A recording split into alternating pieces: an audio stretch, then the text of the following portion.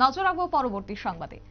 Mega রক্তদান শিবিরের আয়োজন করা হয়েছে কেমিস্ট অ্যান্ড ড্রাগিস্ট অল ত্রিপুরার পক্ষ থেকে এবং বিশেষ করে আজকে এই মেগা রক্তদান শিবিরে উপস্থিত ছিলেন রাজ্যের মন্ত্রী সুশান্ত চৌধুরী, সে সঙ্গে ছিলেন সাংসদ রাজীব ভট্টাচার্য, ছিলেন বিধায়ক অভিষেক দেবরায় সহ অন্যান্য বিশিষ্ট ব্যক্তিবর্গরা। শুরুতে ওনাদের কার্যত সংবর্ধনা জ্ঞাপন করা হয়েছে এবং যে রক্তদান শিবিরের আয়োজন করা হয়েছে গোটা চত্বর ঘুরে দেখেন মন্ত্রী সুশান্ত চৌধুরী, সেই সঙ্গে উপস্থিত ছিলেন সাংসদ অর্থাৎ রাজীব ভট্টাচার্য এবং বিধায়ক অভিষেক দেবরায়। কি রয়েছে বক্তব্য শুনুন।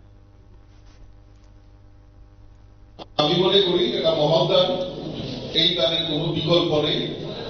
কাজেই এই সমস্ত সামাজিক কর্মসূচিতে আপনারা যেভাবে এগিয়ে আছেন তার জন্য আমি আবারও আপনাদের এই অ্যাসোসিয়েশনের সফলতা কামনা করে অনেক অনেক ধন্যবাদ এবং শুভেচ্ছা জানাচ্ছি।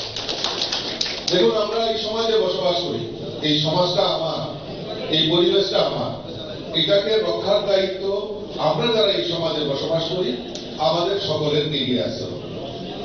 কাজেই এই যে আপনাদের সংকল্প, আমি নিজেও প্রত্যক্ষ আছি এই অ্যাসোসিয়েশন।